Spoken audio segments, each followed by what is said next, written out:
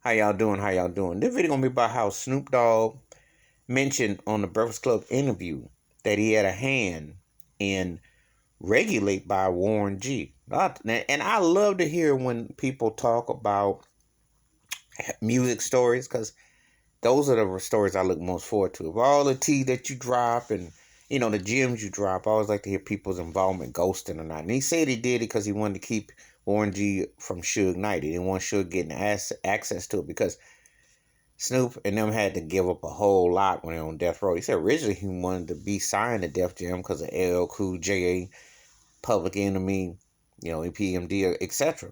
Because that was the label back in the 80s. You grew up as back then, if you're in hip hop head, Def Jam was the label. Russell Simmons and, of course, the great Rick Rubin, the producer, etc. So the movie, Crush Groove, all that.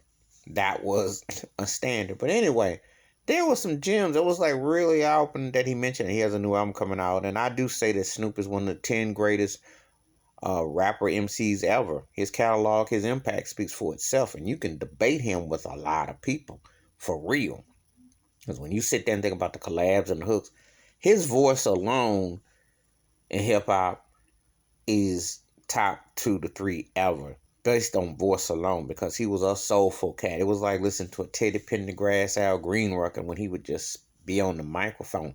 Even if you didn't even like the song, his voice just had a certain cadence. I remember it like yesterday when he dropped. Regulate was one of the most important hip hop songs of the last 30 plus years. It sampled Michael McDonald's I Keep Forgetting. Who could forget the late Nate Dogg on the hook, who would be considered the Michael McDonald, Lou Rawls of hip hop with them hooks, and before Sleepy Brown. So anyway, it's always good to hear these gems and these stories, and I thought, wow, that is really cool that this came to being about.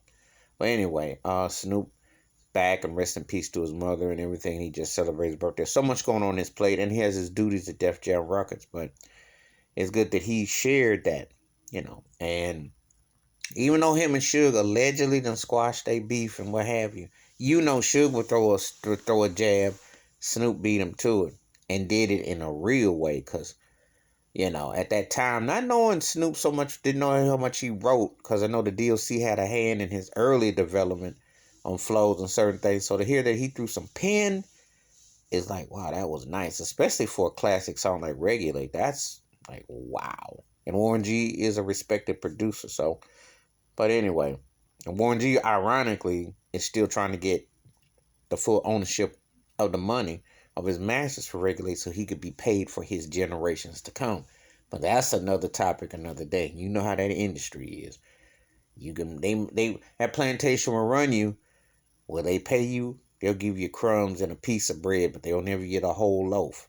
Anyway, good interview with Snoop talking on Breakfast Club. But anyway, please hit the like, subscribe, welcome thoughts and comments, and I do respond. Thank you. Wash your hands, keep your mind clear, watch out for another. And that was good to hear Snoop speaking and dropping some gems in that tea kettle. I'm out.